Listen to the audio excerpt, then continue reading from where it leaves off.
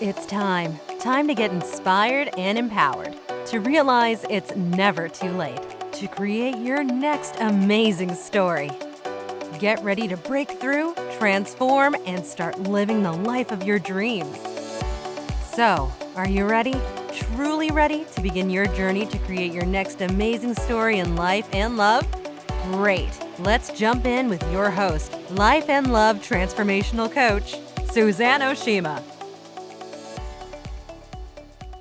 Welcome everybody to the It's Never Too Late show. I'm Suzanne Oshima and I help single women transform midlife into your best life and find love again in your next chapter. And today we have a very special guest. I'm super excited, Bex Burton, and she's a love and relationship coach. And today we're talking about emotional availability. Are you the emotionally unavailable partner? So welcome, Bex. I'm so excited to have you here. Thank you so much, Suzanne. I'm really excited to be here. This is one of my favorite topics, and I'm just so excited to dive in.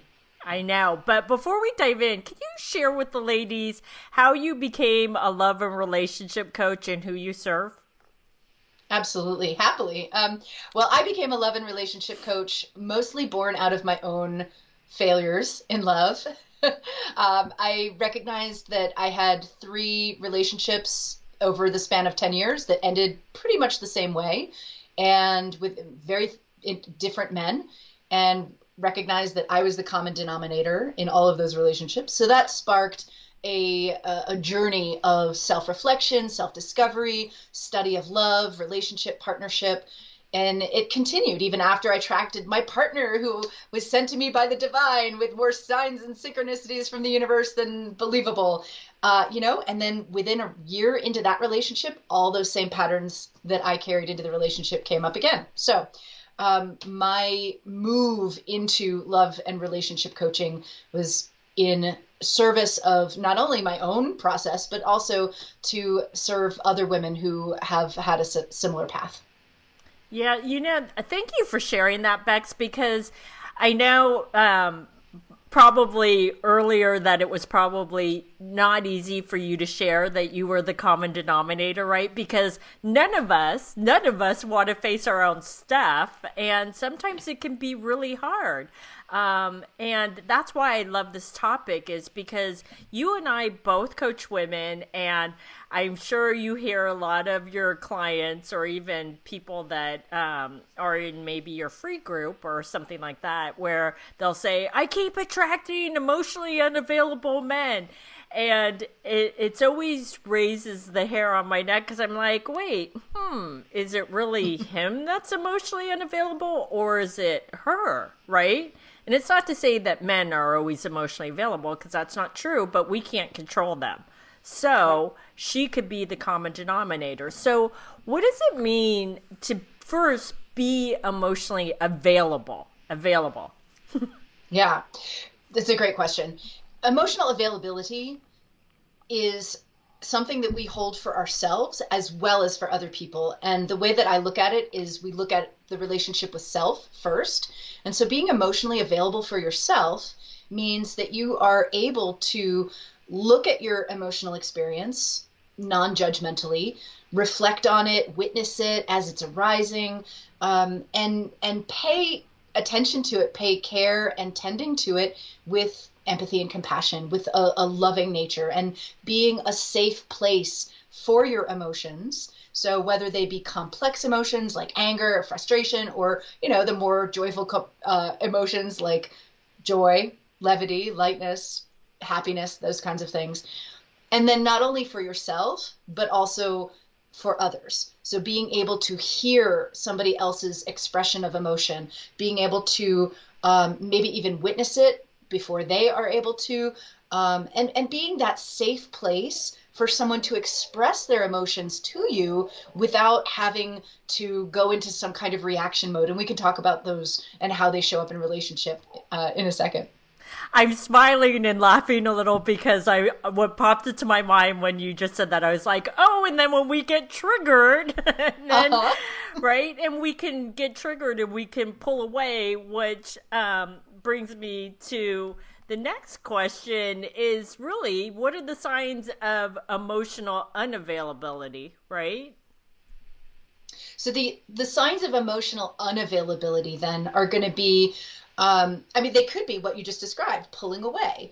And this might look like, we react. We have this conversation, we have this eye roll energy that happens if our partner is sharing emotions with us, and we might think, are we having this conversation again? Or really? Um, or, so that would be sort of the pulling away dynamic.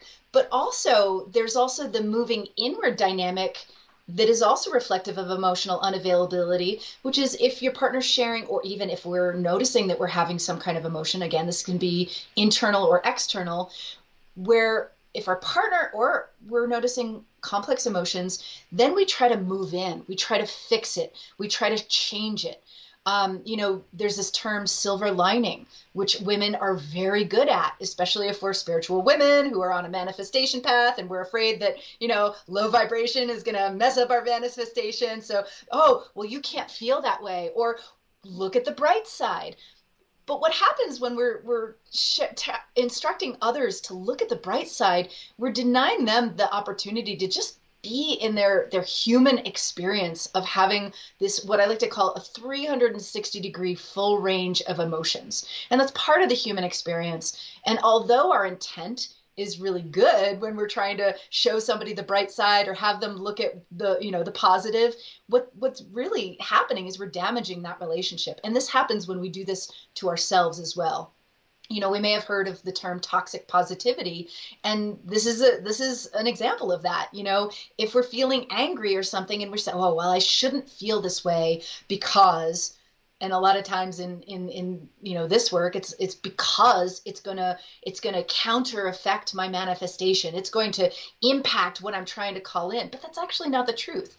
Like you're just cutting off a limb of your human experience when we deny that emotional expression. So what I'm hearing you say then is to just, it's okay to feel those emotions like anger, sadness, and not deny them, and move through the process to the other side instead of going, like you said, the anger, avoiding it or pushing it down. Because when Which is another great example, not to interrupt you, but that bottling it up and like holding it within, and then all of a sudden there's an explosion. I mean, that's another example of emotional unavailability. Yeah. And so how can a woman get comfortable with feeling those emotions, even though it's uncomfortable? Yeah, that's such a great question. And the practice of this first of all, it is a practice. It's a process. This is not a switch that we're once and done. We're emotionally available, which we know. But the process that I like to walk women through is the process of intelligence, literacy, and skill. So we start with intelligence, and intelligence is just waking up to the inner landscape, waking up to the fact that we are emotional beings. Because for a lot of women who are, not as in touch with their emotional self, that might look like in her life, it might look like she's slower to process her emotions. Something happens at work or in her relationship, and something is off, but she's not really able to pinpoint it until hours or days later. That's another example of being emotionally unavailable. And so to kind of combat that and build this intimacy with her own emotional experience, we start learning, like, when you're having an emotional experience, to become mindful of those moments. And mindfulness practices can help a woman get in touch with her emotional landscape. Part of the intelligence process is also accepting what is, feeling the emotion as it arising, and then not like recognizing the urge or the impulse to push it away or to talk yourself out of it, but simply like being with it, resting with it, and not trying or efforting in any way. And this is a skill. I'm not going to tell you that it's an easy one, but it is a skill that can be practiced and developed. Once we move from intelligence and the awareness of the emotional experience, as well as like the making room for it, then we can move into what I like to call literacy, which is becoming fluent in emotional language. So that's naming your emotions. There's a phrase, you may have heard of it, if you can name it, you can tame it.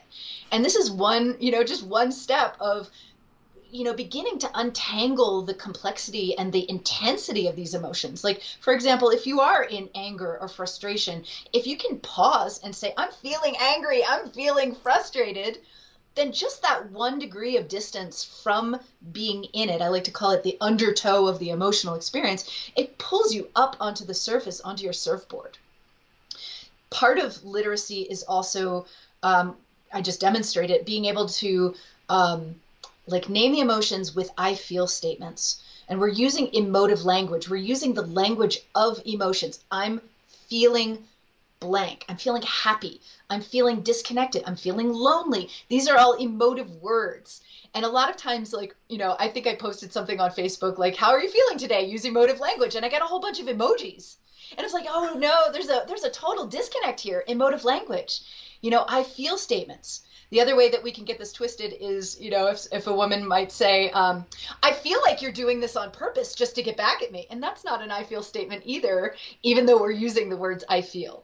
But emotive language, again, is coming back to the actual names of the emotions. And there's tons of emotional language resources online that are available. So we've got we've got intelligence. We've got literacy, and then that third step is communication. And this is where it becomes vital in partnership, in relationship, especially if we've got somebody that we really like and we want to build intimacy and longevity with them. The skill of communicating these emotions is paramount, because chances are we're having an emotional response because of something in our partnership that is going well or that's not going well. And if something is going well, we want to communicate that. We want to reinforce how good it feels and how it makes us feel, so that we can tell our partner that we, in so many words, that we want more of what's working. Mm-hmm. And likewise, if something's not going well, we don't want to automatically assume that that's the end of the relationship, flip the table and walk out. That was my MO for a long time. But rather, is there a way that I can communicate that this thing isn't going well? And that conversation is always going to begin with, this is the way that I've been feeling. I've been feeling lonely. I've been feeling disconnected. I've been feeling really confused. And when we lead with those statements, first of all, it clues our partner in to our suffering or our discontent, instead of putting them on alert if we're talking about them, like, hey, I've noticed that all of a sudden they're on alert. Mm-hmm. And the conversation may not go very well. But right. When we can communicate how we feel, and then thusly what we need or what we desire, what we want more of from that person to make us feel the feelings that we want to feel, then we're starting to build connection. We're starting to build intimacy. We're creating the building blocks for longevity. Right. So what I'm hearing you say is really focus on me, like I, instead of, like you said, pointing the finger, because that doesn't go well, right? When we point the finger. and then you're also owning your emotions too, right? But what if, because it was interesting when you were talking about the I feel statements, what popped into my mind was how sometimes we as women can sometimes say, she may not use the exact words, I feel fine, but she may say, I'm fine, right? And when that's her default, and when she doesn't really feel that. So how can she break that habit of just always saying, I'm fine, or I feel fine, or when she's not really, because she doesn't want to make other people feel uncomfortable, or the man she's dating or in relationship with to feel uncomfortable because she's not in a good place? Sure, totally. Yeah. Well, there's a couple of things that come to mind. The first thing is practice, and this can be done in the container of relationship or outside the container of relationship. And what I mean by practice is, again, go online or contact me or you and find these resources for emotive language, like emotions wheels and emotions charts. Print them out. Like, I literally carried around an emotions chart in my purse for maybe 2 years, practicing the skill of pulling them out, reading through them, and just checking in with myself at any given day, any time of day, any day of the week, and just asking myself, how do I feel in this moment? And then not settling for I feel fine, not settling for I'm okay, but actually going through these lists and seeing if there is something that I could, some word that is just even more descriptive that aligns with how I'm feeling in that moment. Even if the jump is from I'm fine to I'm feeling content. Like that's just a little bit richer, that's a little bit more descriptive, and that might be true. Mm-hmm.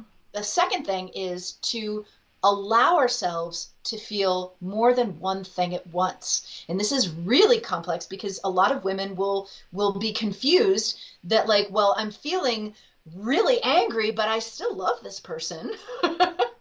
So again, that doesn't necessarily mean that it's the end of the relationship, but it means that there's a both and, there's a yes and situation happening. So allowing ourselves to feel multiple feelings at once. And the more feelings that are on the table at once, the better. I know it kind of makes the salad a little more jumbly, but the truth is that then we can rest in the fact that we're complex human beings having an emotional experience, and not any one of these emotions is right or wrong. They just simply are.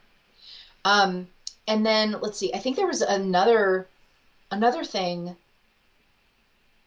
I think, coming back to mindfulness and awareness of the default, because so often we'll say, I'm fine, or I'm okay, just out of a knee-jerk reaction, and just slowing time down and recognizing, when somebody's asking you, how are you feeling? Or how are you? Discerning whether this is the appropriate time to actually go into a conversation, or if it's just something in passing. Yeah, I'm good. Hi, because there are times when I'm fine is, called for. There are times though where I'm fine is not called for. It's actually a conversation that we're having. So recognizing the impulse as it's arising. And, again, that's not an easy thing to do straight out of the gate. It is a practice. It's a muscle that you build, but it's not impossible. And when you feel it arising, you can pause. You can take a deep breath and check in with yourself and say, wow, my impulse is to say that I'm fine, but I'm really feeling ungrounded. I'm feeling uncertain. I'm feeling lost. I'm feeling, again, going back to what is present in that moment. So now it's interesting because when you were sharing that, I started getting this visual in my mind of a woman dating a man in the very early stages of dating. And let's just say she's not having a great day and she shows up on a date and he's like, how are you feeling? Or how are you doing? Whatever it is. And she's like, well, I want to tell him how I really feel, but now I'm afraid if I share how I really feel, right, sad, unhappy, or unsafe, whatever it is, that it's going to push him away, like he'll run away. What would you say to her? Yeah, that is a great question. And I will come back to sharing our emotional experience is foundational and building blocks for intimacy and longevity. And so I will also echo the ability to hold more than one emotion at once. So if we come back to your situation, we come back to your example, she shows up on the date, something is compelling her to say yes to that date, because if she wasn't compelled to be on that date, she would have said no. Right. So there's a couple of things happening. She shows up, she might be feeling tired, she might be feeling drained from work, but at the same time, she's also curious about the man. She's also grateful for the invitation. She's also excited to have a conversation. She might be pleased to meet in person. There are so many things happening. And so for this woman in this situation, her coaching, the next step for her would be to test the waters and share both and. Thank you for asking me how I'm feeling. To be perfectly honest, I'm feeling a little tired and drained from work, but I'm also really excited to meet you, and I'm really thrilled to be having this conversation. Because when we say things like that, it gives the other person an insight into our own relationship with ourselves, the clarity that we have, and also it gives the other person an insight into our complexity, the richness that we can hold multiple emotions at once, that we have the courage to share the things that are not so attractive, if you will. And the truth is, when the receiver is a man who is also emotionally available, who has done his work, he will respect you more for it, or he will lean in and say, is there something that I can do for you? Is now not a good time? Would, or, a man who is driven to connect will lean into that and offer support or want to hear more. And to speak to your question of, wouldn't we be afraid that that would scare him away? Well, the truth is, so be it. Godspeed. If that scares you away, hearing that I'm tired and a little drained from work, what kind of partnership are we going to grow together if we're going to integrate our lives, perhaps build a family? Like, I'm sorry, but being tired and being drained from work is not a unique situation. Like, it happens to all of us. And so if our partner can't hear that without running away out of fear, then we've dodged a bullet. And likewise, and this is the same thing on the receiving end. And this is, for women who might fear that they're the emotionally unavailable partner, how do we respond when men or women, when people around us share their vulnerable emotions with us? Do we want to eye roll and change the subject? Do we want to, try to fix or silver line it? Are we acting in any other way than just being open and offering compassion? Wow, that's hard. Oh man, I feel you. Yeah, and not trying to fix it, right? Yeah, which is a hard one because it doesn't feel good in the moment. Yeah. But the truth is, our emotions don't define us. They don't define our relationships.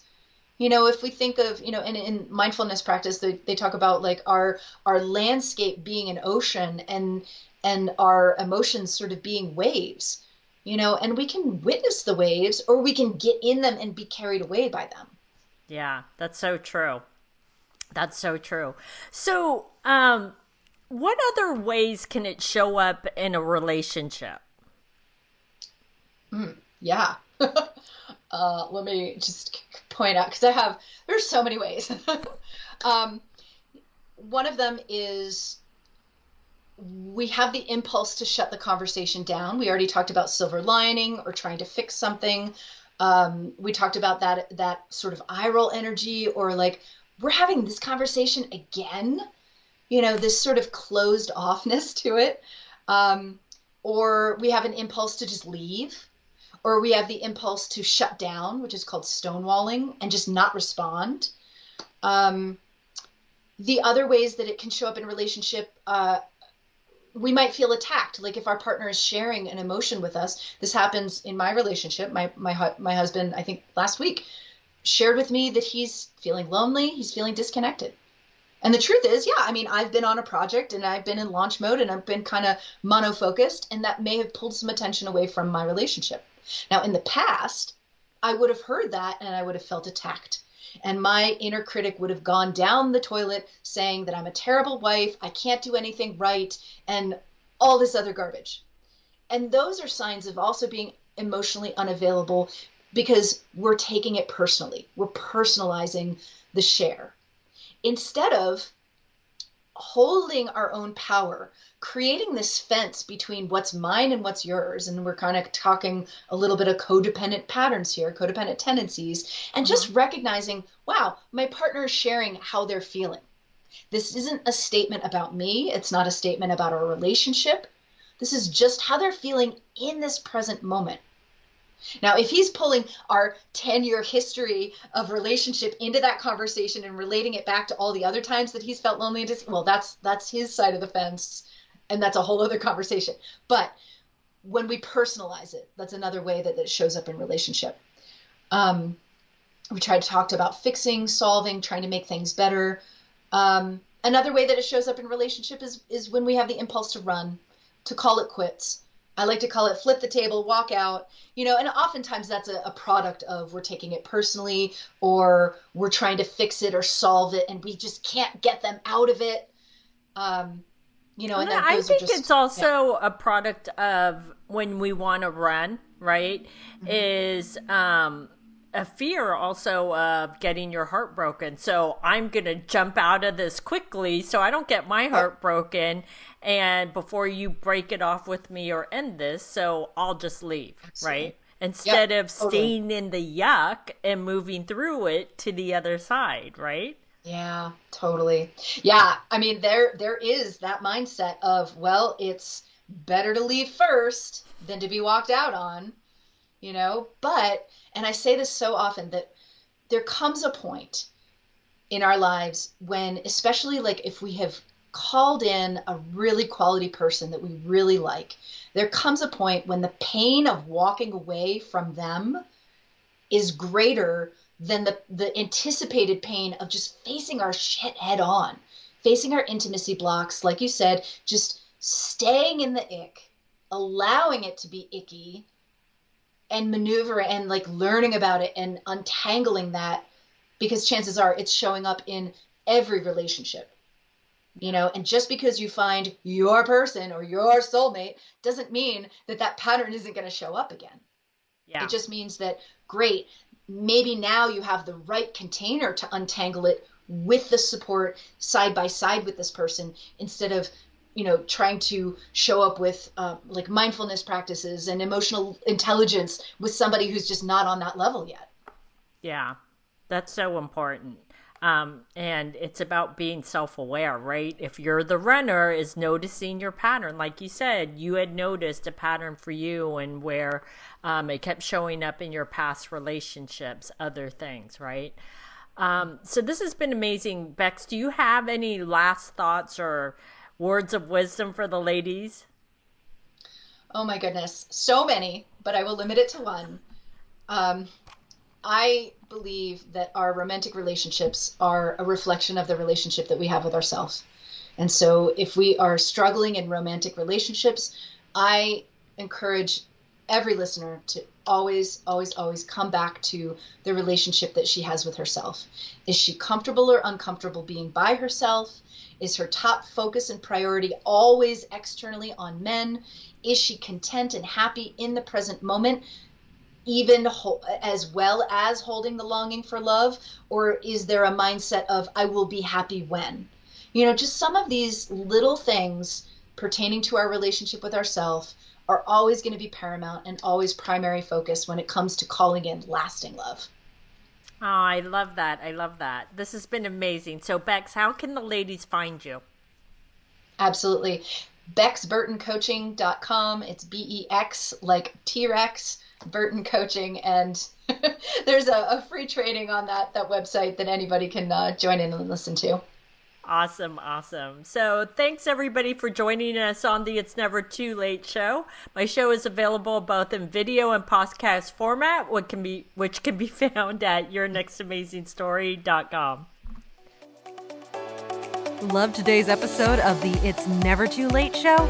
Then head on over to yournextamazingstory.com to continue the conversation, get access to show notes, and get more amazing content.